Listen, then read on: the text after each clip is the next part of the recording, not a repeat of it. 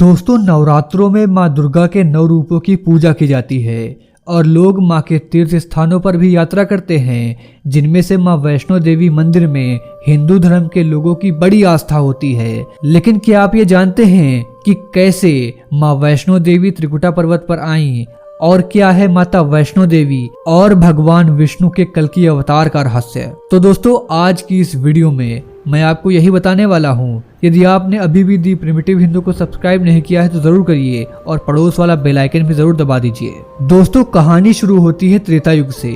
त्रेता युग में कई सारी असुरी शक्तियों का आतंक था। राक्षसों के आतंक से त्रिदेव भी परेशान थे कि उनके ही वरदान से पृथ्वी लोक पर आतंक बढ़ रहा है। यह देखकर माता काली, माता लक्ष्मी और माता सरस्वती ने यह निश्चय किया कि वह त्रिदेवों की चिंता को जरूर दूर कर देंगी। और फिर तीनों देवियों ने अपने अपार तेज से एक बालिका को उत्पन्न किया। उस बालिका ने तीनों देवियों से अपने जन्म का कारण पूछा तो उन्होंने बताया कि उसके जन्म का कारण है पृथ्वी पर असुरी शक्तियों का विनाश करना।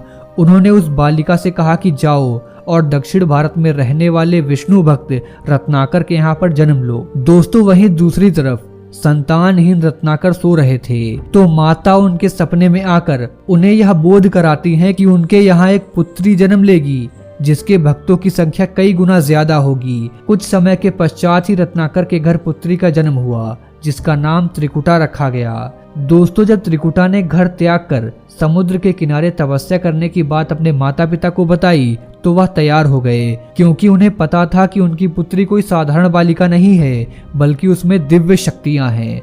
इसके बाद त्रिकुटा ने समुद्र के किनारे तपस्या करना प्रारंभ कर दिया। दोस्तों, एक दिन माता सीता की खोज में पहुंचे श्री राम पर त्रिकुटा की नजर पड़ गई। वह तत्काल ही पहचान गई कि यह कोई और नहीं बल्कि भगवान विष्णु के अवतार प्रभु श्री राम हैं और वह उनके पास गईं और पुष्प अर्पित किए। उनसे आग्रह किया कि वह उन्हें अपने में समाहित कर लें।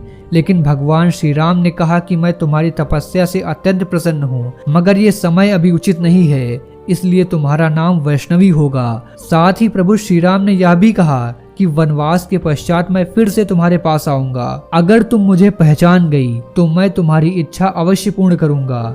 यह कहकर वह सीता जी की खोज में आगे निकल गए। काफी समय बीत गया लेकिन वैष्णवी का भगवान श्री राम के प्रति इंतजार समाप्त ही नहीं हुआ।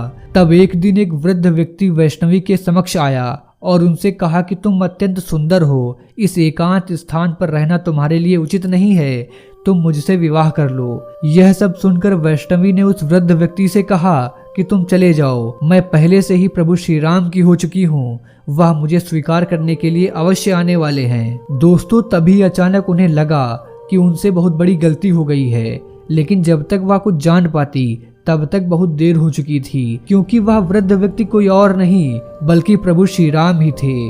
वैष्णवी ने उनसे क्षमा मांगी, परंतु श्री राम ने कहा कि आपका मुझे पहचान ना पाना ये दर्शाता है कि आपकी इच्छा पूर्ण करने का भी सही समय नहीं आया है।